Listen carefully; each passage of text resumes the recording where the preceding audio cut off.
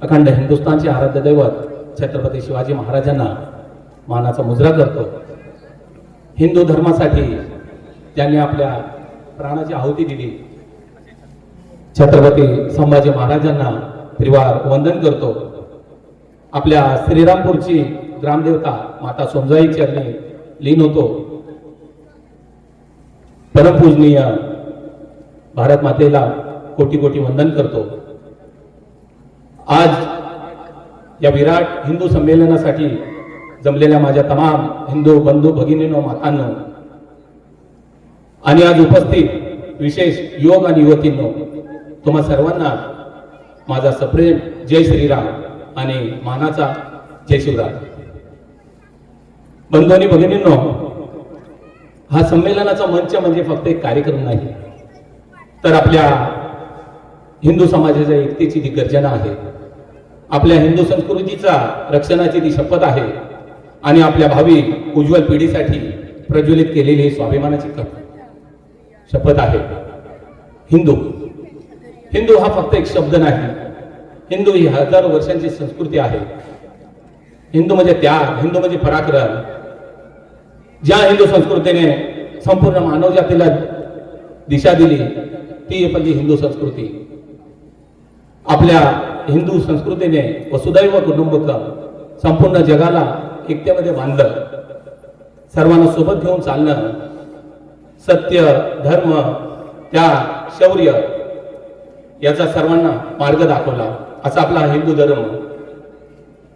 आज जग वेगाने बदलत आहे, परिस्थिती बदलत आहे, विचार बदलत आहे, परंतु हजारो वर्षापूर्वीची आपली हिंदू संस्कृती आज सुद्धा आपले धर्ममूल्य, आपलं अस्तित्व, आपली परंपरा टिकून आहे। कारण या मातीमध्ये प्रभू श्री रामाने जन्म घेतला, या मातीमध्ये प्रभू शिवरायांचा जन्म झाला आणि या मातीमध्ये छत्रपती संभाजी महाराजांचा जन्म झाला आणि या मातीमध्येच अजूनही हिंदुत्वाला जागणारे हिंदू धर्मीय बांधव आपले आहेत। मित्रांनो, छत्रपती शिवाजी महाराजांनी आपल्याला केवळ फक्त स्वराज्य दिलं असं नाही, तर त्यांनी स्वाभिमानाने जगायला शिकवलं।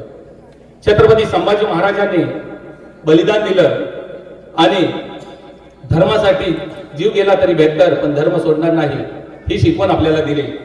असे आपले छत्रपती संभाजी महाराज।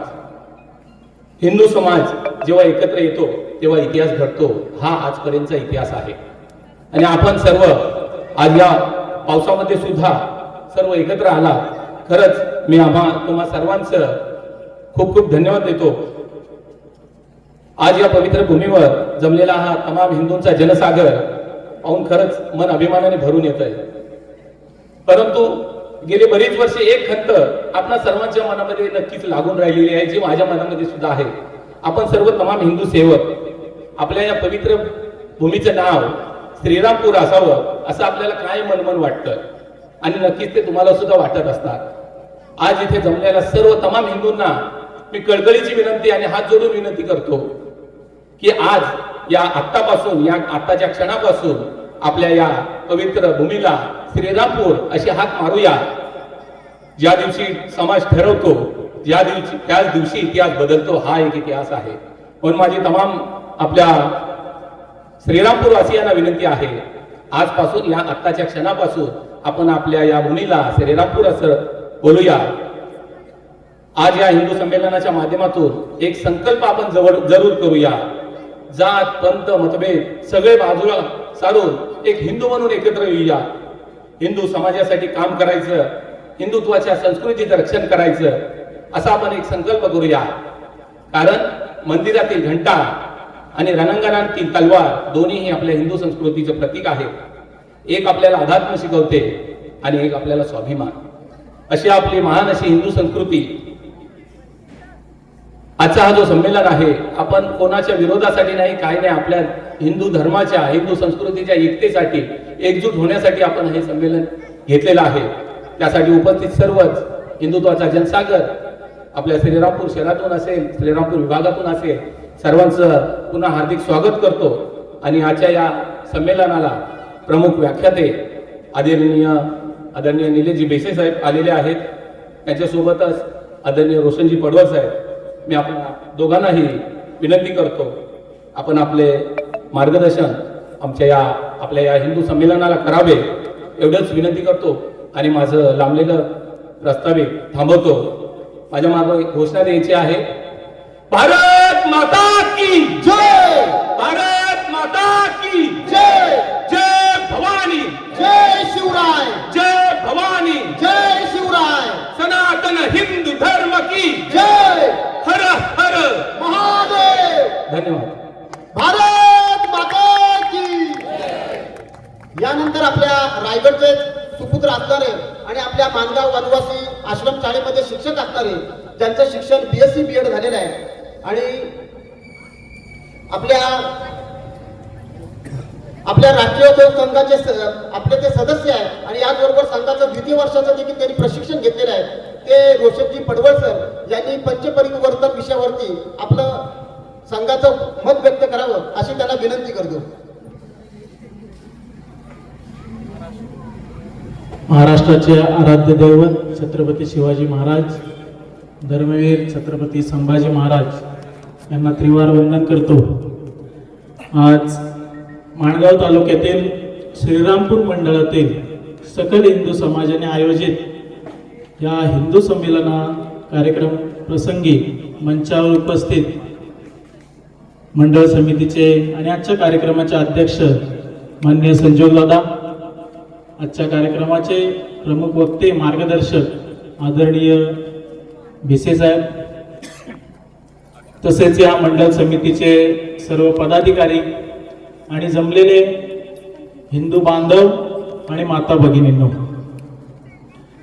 ज्या संघटनेला 100 वर्ष पूर्ण झाले, सूत्रसंचालक सरांनी त्याचा उल्लेख केला, राष्ट्रीय स्वयंसेवक संघ, आणि या संघाला 100 वर्ष पूर्ण झाल्याच्या निमित्ताने देशातील सर्व मंडळांमध्ये, मंडळ याचा अर्थ 10-12 गावांचं एक पॉकेट, या मंडळ स्तरावर विराट अशी हिंदू संमेलनं साजरी होत आहेत.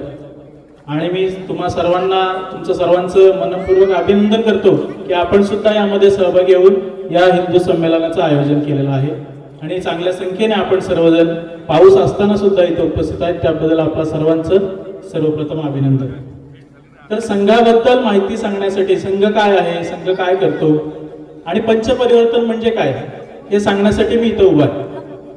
तर सुरुवातीला संघाची स्थापना 100 वर्ष झाली म्हणजे 1925 साली विजयादशमीच्या मुहूर्तावर संघ सुरू झाला. आता संघ सुरू का झाला ते पहिलं समजून घेणं महत्वाचं आहे. आणि संघाची सुरुवात जेव्हा किंवा संघ जेव्हा मांडला जातो तेव्हा संघाचे संस्थापक डॉक्टर केशव बळीराम हेडगेवार यांची माहिती देणं क्रमप्राप्त ठरते. त्यामुळे संघ ज्यांनी सुरू केला ते डॉक्टर केशव बळीराम हेडगेवार. 1889 साली नागपूरमध्ये त्यांचा जन्म झाला. स्वाभाविक 1889 म्हणजे पारतंत्र्याचा काळ होता, इंग्रजांचं गुलामगिरी आपल्यावर होती, राजवट, इंग्रजी राजवट आपल्यावर होती. त्यामुळे देशात इंग्रजांना परतून लावण्यासाठी विविध आंदोलनं सुरू होती, स्वातंत्र्याची चळवळ सुरू होती आणि अशा कालावधीमध्ये डॉक्टर हेडगेवारांचा जन्म होतो. बालपणापासूनच घरामधले जे संस्कार होते, छत्रपती शिवाजी महाराजांचे गोष्टी ऐकून, महाभारतातल्या रामायणातल्या कथा ऐकून संस्कार झाले होते. त्यामुळे आपण सुद्धा देशासाठी काम करायचं आणि इंग्रजांच्या विरोधात लढायचं हे बालपणापासून मनामध्ये होतं. त्यामुळे शाळेच्या जीवनापासून शाळेतल्या सवंगड्यांना गोळा करून वंदे मातरमचं आंदोलन असेल, अन्य आंदोलनं असतील अशी सुरुवात केली. परिणामी शाळा सोडावी लागली, शाळा बदलावी लागली, परंतु ते थांबले नाहीत.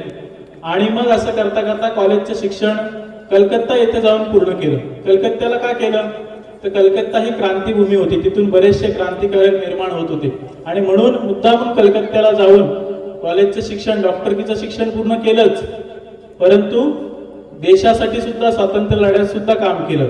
म्हणजे मध्य प्रांत आणि बंगाल प्रांत या दरम्यान जे क्रांतिकार्य चालू होतं त्यांना जोडणारा दुवा म्हणून डॉक्टर हेडगेवारांनी त्यावेळी काम केलं. डॉक्टरकीचं शिक्षण पूर्ण केल्यानंतर पुन्हा नागपुरात आले, महाराष्ट्रात आले. ठरवलं असतं तर चांगला व्यवसाय केला असता त्या कालावधीमध्ये, परंतु त्या सगळ्याला नकार दिला. लहानपणीच आई वडील वारले होते, मोठे बंधू वगैरे होते, त्यांनी लग्नाचा विचार, परंतु सगळ्यांना नकार दिला. डॉक्टरकीचा व्यवसाय सुद्धा करायचा नाही, देशाची समाजाची सेवा करायची असा ध्यास मनात ठेवून क्रांतिकार्य सुरू ठेवलं. प्रत्यक्ष काँग्रेसमध्ये सुद्धा काम केलं, वेगवेगळ्या संघटनांमध्ये काम केलं.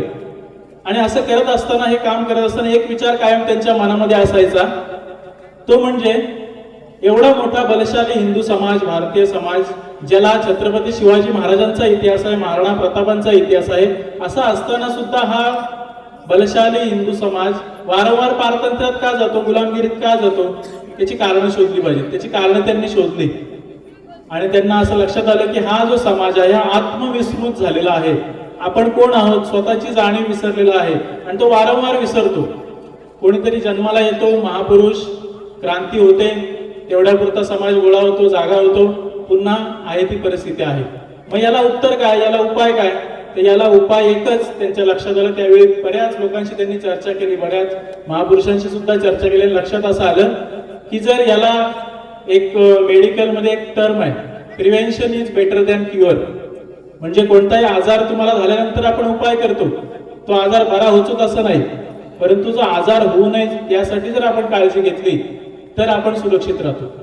तसंच हा जो हिंदू समाजाला जडलेला जो आजार आहे, कायम आपला इतिहास विसरण्याचा, जातीपातीमध्ये भांडण्याचा, या आजाराला उपाय काय? त्याला उपाय आहे संघटित सुसंस्कृत हिंदू समाज.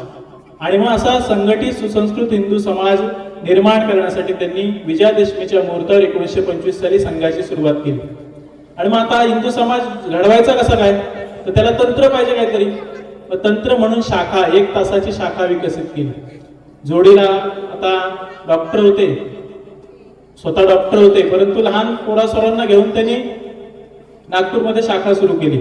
1 तासाची शाखा म्हणजे काय असतं? तर त्याच्यामध्ये शारीरिक कार्यक्रम होतात, बौद्धिक कार्यक्रम होतात, चर्चा होते, कथा सांगितली जाते आणि ह्या सगळ्यातून संस्कार केले जातात. पूर्वी सुरुवातीला लहान मुलांच्या शाखा लागायच्या, आता परिस्थिती अशी आहे की अगदी वयोवृद्ध व्यक्तींचा सुद्धा दररोज शाखा लागतो. तर असंच शाखेच्या माध्यमातून संस्कार करायचे. संस्कारित झालेला जो हिंदू समाज आहे तो हिंदू समाज समाजामध्ये जाऊन परिवर्तन करेल, समाज परिवर्तन होईल, त्याच्यातून राष्ट्र निर्माण होईल. असं देशाला परमवैभवाला नेण्याचं ध्येय मनाशी बाळगून 1925 साली स्थापना झाली. आणि मग हा जो संघाचा आता 100 वर्ष पूर्ण होतात, हा जो कालावधी आहे याला जर विभागणी करायची झाली तर 4 कालखंडामध्ये त्याची विभागणी होऊ शकते. सुरुवातीचा कालावधी म्हणजे उपेक्षेचा कालावधी. आपण समजू शकतो की एखादा डॉक्टर झालेला व्यक्ती असं काहीतरी पोरासोरांना एकत्र करतो आणि म्हणतो की मी देशाला परमवैभवाला नेणार आहे. कोण मान्य करेल?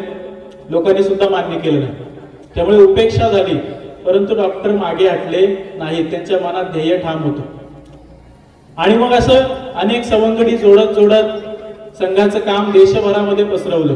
1925 साली स्थापना झाली. 1940 साली डॉक्टरांचं निधन झालं. त्यावेळी जो संघाचा प्रशिक्षण वर्ग नागपूरला भरला होता, त्या वर्गामध्ये डॉक्टरांनी शेवटचं भाषण केलं. त्यामध्ये त्यांनी असं म्हटलं की माझ्या समोर मी आता हिंदू राष्ट्राचं छोटंसं रूप पाहतोय. म्हणजे काय? तर अवघ्या 15 वर्षामध्ये संघाचं काम देशातल्या प्रत्येक प्रांतापर्यंत पोहोचलं होतं आणि प्रत्येक प्रांतातील कोण ना कोणी स्वयंसेवक नागपूर या ठिकाणी त्या वर्गाला उपस्थित होता. एवढा अथक परिश्रम, असं म्हणतात की शरीरामध्ये रक्ताचा शेवटचा थेंब असेपर्यंत डॉक्टरांनी संघाचं काम केलं. हा उपेक्षेचा कालावधी थोडासा सरकल्यानंतर 1947 साली आपल्याला माहिती आहे देश स्वतंत्र झाला. डॉक्टरांनंतर श्री गुरुजी हे संघाचे सरसंघचालक म्हणून झाले. 47 साली देश स्वतंत्र झाल्यानंतर एक मोठी आपत्ती आपल्या देशावर, समाजावर आली, ती म्हणजे देशाची फाळणी झाली. जे स्वातंत्र्य होतं हे खंडित स्वातंत्र्य होतं. पाकिस्तान वेगळा झाला होता आणि अशा परिस्थितीमध्ये आपल्याला माहिती आहे की पाकिस्तान मुस्लिमांसाठी आणि भारत हिंदूंसाठी, त्यामुळे तिथले जे हिंदू बांधव ते भारतामध्ये परत येत होते आणि अशा वेळी त्यांच्यावर अनन्वित असे अत्याचार झाले. अशा वेळी संघाने, पूजनीय गुरुजींनी स्वयंसेवकांना आवाहन केलं की जोपर्यंत पाकिस्तानातला शेवटचा हिंदू भारतामध्ये परत येत नाही तोपर्यंत स्वयंसेवकांची जबाबदारी संपत नाही, त्यांनी जागा सोडायची नाही. आणि खरोखर अक्षरशः काही संघाचे स्वयंसेवक पाकिस्तानातून जिवंत परत देखील आले नाहीत. लगेच 1948 साली दुर्दैवाने गांधी हत्या झाली आणि त्याचा आरोप संघावर लादण्यात आला. आणि त्यावेळी सुद्धा अनेक कार्यकर्त्यांवर अत्याचार झाले, अन्याय सहन करायला, स्वतः पूजनीय गुरुजींवर सुद्धा हल्ला झाला. त्यावेळी सुद्धा त्यांच्या घरी त्यांनी असं सांगितलं की स्वाभाविकपणे स्वयंसेवक होते, त्यामुळे असा हमला झाल्यानंतर स्वयंसेवक बचावासाठी आले. गुरुजींनी त्यांना सांगितलं, खबरदार जर कोणी पुढे आला तर हा माझा हिंदू समाज आहे, या समाजाने मला प्रेम दिलं आहे आणि जर माझा जीव वाचवण्यासाठी माझ्या अंगणामध्ये माझ्या समाजाचं रक्त जर सांडणार असेल तर हे मला कदापि मान्य नाही. तर असं कायम समाजासोबत राहण्याचं काम संघाने केलेलं आहे. आणि त्यावेळी सुद्धा अत्याचार हे सुरू होतं, संघाला दडपशाही सुरू होती, परंतु प्रत्यक्ष शाखा लागत नव्हत्या, परंतु स्वयंसेवक एकत्र भूमिगत होऊन एकत्र येत होते. असंच करता करता 1975ची आणीबाणी आली, त्यावेळी सुद्धा संघावर बंदी आणली गेली. या दोन्ही बंदीतून संघ बाहेर पडला आणि हे करत असताना संघाला संपवण्याचं जे षडयंत्र होतं त्यात मात्र कोणी यशस्वी ठरला नाही आणि संघ उत्तरोत्तर वाढतच गेला. असा हा संघर्षाचा काळ संपल्यानंतर मात्र स्वीकाराचा कालावधी संघासाठी आला, ज्याच्यामध्ये समाजाने संघाला स्वीकारलं म्हणजे काय तर संघ जो आहे तो समाजाच्या भल्याचं काम करतो, हिंदूंना संघटित करण्याचं काम करतो हे समाजाला समजायला लागलं आणि संघाच्या कार्यक्रमामध्ये समाज सहभागी झाला. आणि मग हे करत असताना संघाचे जे स्वयंसेवक होते, स्वयंसेवक संघाकडून प्रेरणा घेऊन, संघाकडून संस्कार घेऊन ज्या ज्या क्षेत्रामध्ये गेले त्या त्या क्षेत्रामध्ये स्वयंसेवकांनी जाऊन वेगवेगळ्या संघटना संघाच्या प्रेरणेतून स्थापन केल्या. आणि आत्ताच्या घडीला जवळपास 40 पेक्षा जास्त विविध संघटना, हिंदुत्ववादी संघटना वेगवेगळ्या क्षेत्रामध्ये संघाच्या प्रेरणेतून काम करतात. याच दरम्यान संघाने सेवा कार्य केली. सध्याच्या घडीला सुमारे 1,30,000 पेक्षा जास्त सेवा कार्य संघाच्या माध्यमातून देशभरामध्ये सुरू आहे. जेव्हा जेव्हा समाजाला गरज असेल, अगदी आपल्या जवळची उदाहरणं घेतली तर चक्रीवादळ आलं त्यावेळी श्रीवर्धनचं झालेलं जास्त नुकसान असेल, महाडचा जो पूर आला त्या पुरामध्ये महाडचं झालेलं नुकसान असेल, असं जिथं जिथं समाजामध्ये जेव्हा जेव्हा आपत्ती येते त्या त्यावेळी संघाचे स्वयंसेवक समाजासाठी धावून गेलेले आहेत आणि शेवटपर्यंत तिथं संघाचे स्वयंसेवक काम करत असतात. कारण की हे संघाचं काम आहे, हे समाजाचं काम आहे. संघ काय वेगळी संघटना निर्माण करायचं नाही, संघाला समाजाचं संघटन करायचं आहे. हे आपण सर्वांनी यातून समजून घेणं आवश्यक आहे. आणि शेवटचा जो कालखंड आपण म्हणू आता 2000 पासून किंवा 25 पर्यंत 2025 पर्यंत तो सहभागाचा कालखंड आहे. म्हणजे प्रत्यक्ष समाजाचा सहभाग वाढलेला, म्हणजे संघ नुसतं सांगितलं तर समाज तयार असतो स्वीकारायला आणि काम करायला. त्याची उदाहरणं म्हणजे आता झालेलं अयोध्येतील श्रीराम प्राण प्रतिष्ठा, त्यावेळी अक्षत वितरण अभियान, जेव्हा निधी संकलन झालं, निधी संकलनाच्या वेळी संघाचे कार्यकर्ते स्वयंसेवक प्रत्यक्षात निधी संकलनासाठी फिरले, समाज सोबत होता. परंतु अक्षत वितरण कार्यक्रमाच्या वेळी स्वयंसेवक मागे होते आणि समाज पुढे राहून ते कार्यक्रम सगळे करत होता. तर हा सहभाग जो आहे, एकत्रित येण्याचं काम जे आहे ते समाजाने स्वीकारलेला, सहभाग वाढलेला आहे. आता सुद्धा आपण बघतो की संघाने फक्त एक विषय मांडला की असं हिंदू संमेलन झालं पाहिजे. संजोगजी लगेच समिती स्थापन झाली, चर्चा झाली, बैठका झाल्या आणि हा एवढा भला मोठा असा कार्यक्रम आपण केला. म्हणजे संघाला स्वीकारून संघ जे काय करतो ते चांगलं आहे असं करून समाजाचा सहभाग वाढलेला आहे. मग असं करत असताना आता संघाला काय अपेक्षित आहे तर आता संघाला समाजाकडून संघाने 5 विषय सांगितलेले आहेत. मगापासून पंचपरिवर्तन असा उल्लेख होतोय. तर असे 5 विषय आहेत. जर देशाला परमवैभवाला न्यायचं असेल तर 5 गोष्टींवर प्रत्येक वैयक्तिक व्यक्तीने किंवा कुटुंबाने काम करण्याची गरज आहे. असे कोणते 5 विषय आहेत त्याची थोडक्यात मी इथे चर्चा करणार आहे. ज्याच्यामध्ये सर्वप्रथम स्वची जाणीव. स्वची जाणीव म्हणजे काय तर 3 पातळीवर ही स्वची जाणीव होऊ शकते.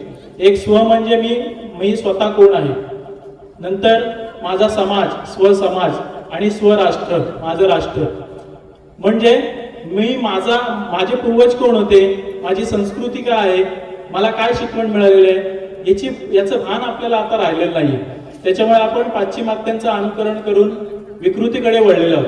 आपण बघतो की जीन्स घालता घालता ती जीन्स कधी फाटली हे सुद्धा आपल्याला समजलं नाही, अशा जीन्स आपण घालून फिरायला लागलो. त्यामुळे माझा समाज, माझी संस्कृती काय सांगते हे बाजूला ठेवून आपण अन्य कुणाचं तरी अनुकरण करताना पाहायला मिळतो. तर ते स्वची जाणीव झाली पाहिजे. हे करत असताना आपल्याला माहिती आहे की कोरोना कालावधीमध्ये बरेचसे देशोधडीला लागले, बरंच नुकसान झालं. पण आपल्या देशामध्ये तसा जास्त परिणाम जाणवला नाही. याचं कारण आपल्या देशामध्ये सर्व प्रकारचे उद्योग व्यवसाय केले जातात. त्यामुळे आपला देश परकीय जास्त आयातीवर अवलंबून नाहीये. त्याच्यामुळे आपल्याला जास्त नुकसान झालंय. म्हणून जर एखादं राष्ट्र बलशाली व्हायचं असेल तर त्यासाठी स्वदेशीचा वापर आपण केला पाहिजे. त्यामुळे आपल्या देशाला जर बलशाली करायचं असेल, आपल्या देशातला पैसा आपल्या देशातच राहावा असं वाटत असेल तर आपलं जे राष्ट्र आहे आपल्याला स्वदेशीचा वापर जास्तीत जास्त करणं गरजेचं आहे. मी म्हणतो सगळ्या वस्तू नाहीत, पण ज्या वस्तू अवेलेबल आहेत त्यांचा तरी वापर आपण स्वदेशीचा वापर आपण जास्त प्रमाणात केला पाहिजे. याच्यामध्ये 6 भ सांगितलेले आहेत: स्वभाषा, स्वभूषा, स्वभजन, भोजन आणि स्वभ्रमण आणि स्वभवन. भाषा म्हणजे स्वदेशीचा मातृभाषेचा वापर जास्तीत जास्त केला पाहिजे. भूषा म्हणजे आपली जी संस्कृती सांगते त्यानुसार आपला वेश असला पाहिजे. भोजन म्हणजे आपण जे काही खाद्यपदार्थ खातो ते खाद्यपदार्थ असतील ते आपल्या इथं ऋतूनुसार असतात, त्यांचं जर पालन केलं तर आपल्याला कुठलाही शारीरिक त्रासाला सामोरं जाता कामा लागणार नाही. स्वभ्रमण म्हणजे परकीय आपण परदेशातलं आकर्षण असतं आपल्याला फिरण्यासाठी, परंतु आपल्या देशात सुद्धा बऱ्याच गोष्टी आहेत फिरण्यासारख्या ज्या आपल्याला माहीतच नसतात, त्या आधी आपण पाहिल्या पाहिजे. आणि स्वभवन म्हणजे माझं जे घर आहे ते हिंदू धर्मानुसार हिंदू संस्कृतीनुसार आहे का, नसेल तर ते असलं पाहिजे. असे हे भ आपण स्वीकारले तर स्वदेशीचा स्वीकार होऊ शकतो. दुसरा जो विषय आहे तो आहे पर्यावरण संवर्धन. आपल्याला माहिती आहे की सध्या पर्यावरणाची स्थिती काय चाललेली आहे.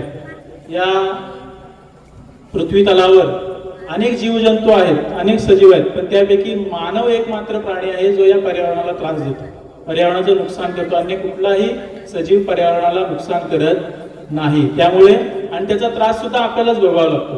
त्यामुळे पर्यावरण संवर्धन ही सुद्धा काळाची गरज बनलेली आहे. विकासाकडे जात असताना पर्यावरणाकडे दुर्लक्ष कसं आपलं होताना पाहायला मिळतं. मग याच्यामध्ये सुद्धा 3 घटक आहेत: पेड, पाणी आणि प्लास्टिक. पेड म्हणजे झाडाची गरज आपल्याला माहिती आहे, प्राणवायू आपल्याला झाड देतो. त्याच्यामुळे विज्ञानामध्ये असं सांगतात की एका व्यक्तीला जो ऑक्सिजन लागतो तो सुमारे 7 ते 8 झाडांपासून मिळवावा लागतो. आणि सद्यस्थिती जर आता विचार केला तर मुंबई सारख्या शहराचा जर विचार केला तर मुंबईमध्ये एका झाडाच्या मागे 4 ते 5 व्यक्ती आहेत. विचार करा. त्यामुळे आपण जे म्हणतो ना गरमी होते, ग्लोबल वॉर्मिंग का वाढली, तर त्याला कारण ही वृक्षांची झालेली संख्या कमी आहे. हे वातावरण काय बिघडलं, त्याला कारण हे वृक्षांची कमी झालेली संख्या आहे. त्यामुळे झाडांची संख्या वृक्षारोपण करून ते संवर्धन करणं गरज आहे. दुसरा विषय आहे पाणी. पाण्याच्या बाबतीत आपण म्हणतो की 71% पाणी आपल्या पृथ्वीवर आहे, परंतु त्यापैकी पिण्यायोग्य किती आहे, तर फक्त 3% पिण्यायोग्य आहे. आणि 3% पैकी सुद्धा पिण्यासाठी उपलब्ध म्हणजे ज्याला आपण तो तलावामध्ये, विहिरीमध्ये, नदीमध्ये, ती किती आहे, तर सुमारे 1 ते 1.5%. उरलेल्या हे बर्फाच्या रूपात आहे वगैरे वगैरे. एवढ्या कमी प्रमाणात पाणी असताना म्हणून आपण बघतो की मे महिना, एप्रिल, फेब्रुवारी, मार्च पासूनच आपल्या बऱ्याचशा गावांमध्ये पाणी टंचाई निर्माण होते. भरपूर पाऊस पडतो आपल्याकडं, पण आपण ते पाणी साठवून झिरपून त्याला साठवण्याची सुविधा करत नाही. त्यामुळे मग पाणी टंचाईला सामोरं जावं लागतं. त्यामुळे पाण्याचा जपून वापर आपण सर्वांनी केला पाहिजे. आणि तिसरा विषय आहे त्यातला प्लास्टिक. जास्त प्रदूषण करणारा जर घटक कोण असेल तर तो आहे प्लास्टिक. त्यामुळे प्लास्टिकचा वापर करताना आपण जपून केला पाहिजे. जिथं गरज नाही तिथं वापर करूच नये. महत्वाचं म्हणजे सिंगल यूज प्लास्टिक. आपण सहज बाजारामध्ये जातो आणि बाजारामध्ये गेल्यानंतर कॅरी बॅग घेऊन येतो, घरी आणल्यानंतर ती कॅरी बॅग कचरा असते. असा किती कचरा प्रत्येक व्यक्ती करत असतो. त्यामुळे सिंगल यूज प्लास्टिकचा वापर तर आपण टाळलाच पाहिजे. तर या 3 गोष्टींवर जरी काम केलं तरी पर्यावरणाचं संवर्धन आणि संरक्षण होऊ शकतं. पुढचा महत्वाचा तिसरा विषय आहे पंचपरिवर्तनापैकी सामाजिक समरसता. आता सरांनी उल्लेख केला की जातीपाती सगळं विसरून आपण हिंदू म्हणून एकत्र असलं पाहिजे. तर ही काय आताची गोष्ट नाही. आपल्याकडे जी संत परंपरा आहे, संत परंपरेपासून हे चालत आलेलं आहे की आपल्यामध्ये कधी भेदभाव नव्हता. त्यामुळे आता सुद्धा आपण कोणी वेगळ्या जातीचा आहे असं न करता सगळे हिंदू म्हणून, समाज म्हणून एकत्र कायम आलं पाहिजे. जातीभेद, उच्च नीचता पाळता कामा नये. आणि याचं सर्वात मोठं उदाहरण म्हणजे छत्रपती शिवाजी महाराज. त्यांच्या सैन्यामध्ये आपण बघतो की 18 पगड जातीचे मावळे होते. कुठेही तिथं जातीभेद पाहायला मिळत नव्हता. कुंभमेळा आपल्या देशामध्ये होतो, तिथं सुद्धा वेगवेगळ्या जातीचे कोणी कुठला जात नाही, तर हिंदू म्हणून फक्त एकत्र त्या ठिकाणी येतात. तर आपली संस्कृती हेच सांगते. त्यामुळे जाती आता पाळणं, भेदभाव पाळणं हे आपल्याला कधीही संस्कृतीने शिकवलेलं नाहीये. त्यामुळे आपण सुद्धा सामाजिक समरसता म्हणजे सर्वांप्रती समान न्याय आपल्या मनामध्ये असला पाहिजे. डॉक्टर बाबासाहेब आंबेडकरांनी सुद्धा यासाठीच लढा दिलेला होता, या आपल्याला सगळ्यांना माहिती आहे. त्यामुळे एक मंदिर, एक स्मशान, एक पाणवठा अशक्य गोष्ट आहे. एका गावामध्ये एक मंदिर, एक स्मशान आणि एक पाणवठा लगेच शक्य होणार नाही, पण ज्या दिवशी शक्य होईल त्या दिवशी खऱ्या अर्थाने सामाजिक समरसता आली असं म्हणायला हरकत नाहीये. चौथा विषय आहे कुटुंब प्रबोधन. आपल्याला माहिती आहे की आपल्या संस्कृतीवर अनेक आक्रमणं झाली, परंतु अनेक आक्रमणानंतर सुद्धा आपली संस्कृती टिकून आहे. आपल्या संस्कृतीच्या नंतर आलेल्या अनेक संस्कृती लयाला गेल्या, परंतु ही हिंदू संस्कृती का टिकून आहे? तर त्याचं कारण आहे हिंदू संस्कृतीचा जो कणा आहे तो आहे आपली कुटुंब व्यवस्था. कारण की आपल्यावर जे काही संस्कार होतात ते कुटुंबातून होतात. आपल्या इथं आई बाबा आजी आजोबा असं म्हटलं जातं. फॉरेनमध्ये परदेशामध्ये father in law mother in law म्हणजे कायद्याने ते आहेत त्यांचे. तसं आपलं नाही. आपलं रक्ताचं नातं असो किंवा नसो आपले नाते जे आहेत ते घट्ट आहेत.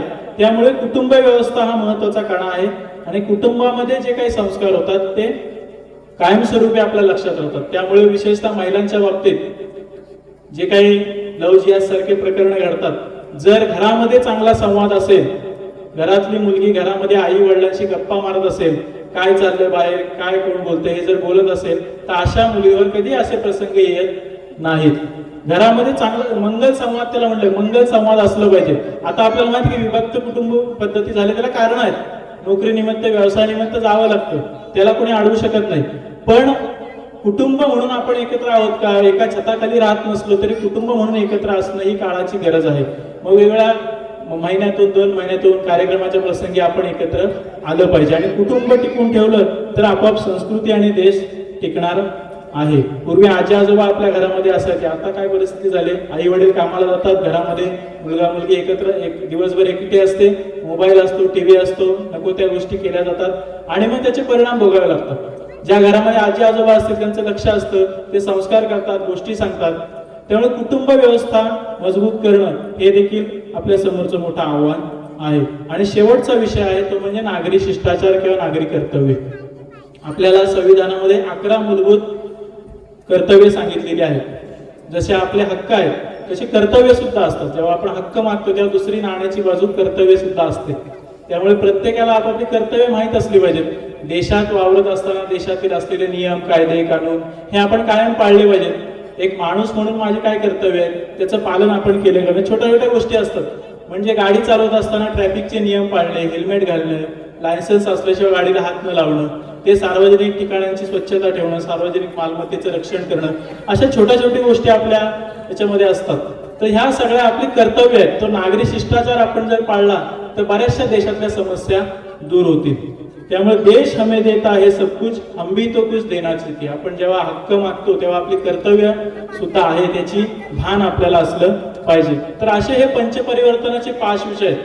आता यांचा जर विचार केला तर प्रत्येक व्यक्ती आपल्या जीवनामध्ये आपल्या कुटुंबामध्ये याचं पालन करू शकतो. त्यामुळे या 100 वर्षानंतर पुढच्या कालावधीमध्ये संघाचं असं समाजाला आव्हान आहे की हे जे पंचपरिवर्तनाचे विषय आहेत या पंचपरिवर्तनाच्या विषयामध्ये प्रत्येकाने काम करावं. आणि जर प्रत्येकाने याच्यामध्ये काम केलं, अपेक्षित आहे तसं जर काम केलं, तर हा जो देशाला परमवैभवाला नेण्याचं स्वप्न जे बाळगलेलं आहे ते स्वप्न फार दूर राहणार नाहीये. त्यामुळे जाता जाता पुन्हा एकदा समस्त हिंदू समाजाला एवढं सांगू इच्छितो की हे जे हिंदू संमेलन आहे ते हिंदू संमेलन म्हणजे कार्यक्रम झाला, खूप छान झाला, संपलं, आता आपापल्या कामाला मोकळे असं नाही, तर ही सुरुवात आहे. गेली 100 वर्ष संघ समाजाला संघटित करण्याचं काम करतोय आणि त्यामुळे समाज एकत्र यायला लागलाय.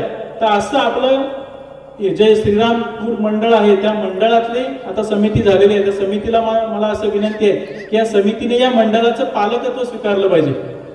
कारण की इथं जे आपण म्हटलंय वर ओढलेली की एकत्र हिंदू, समर्थ हिंदू आणि सुरक्षित हिंदू. तर या श्रीरामपूर मंडळातील जो हिंदू समाज आहे तो सुरक्षित कसा राहील? जर तो सुरक्षित ठेवायचा असेल तर तो बलशाली असला पाहिजे. आणि बलशाली ठेवायचा असेल तर एकटा दुकटा बलशाली असून काही उपयोगाचा नाहीये. जर आपण एकत्र राहिलो तर आपण आपली ताकद दिसेल आणि आपल्याकडे आपल्या समाजाकडे कुणी वाकड्या नजरेने पाहण्याची हिंमत करणार नाही. त्यामुळे आपल्या इथं असलेल्या ज्या समस्या आहेत त्या आपणच सोडवल्या पाहिजेत. माझ्या शेजारी असलेला, आजूबाजूला असलेला माझा हिंदू समाजातील जे बांधव आहे याची जाणीव आपण कायम ठेवली पाहिजे आणि एकमेकांच्या मदतीला आपण गेलं पाहिजे. एवढंच या निमित्ताने आपल्यास विनंती करतो. आयोजकांनी मला या ठिकाणी बोलवलं आणि संघाचा विषय मांडण्याची संधी दिली त्याबद्दल सर्वांचं धन्यवाद देतो. जय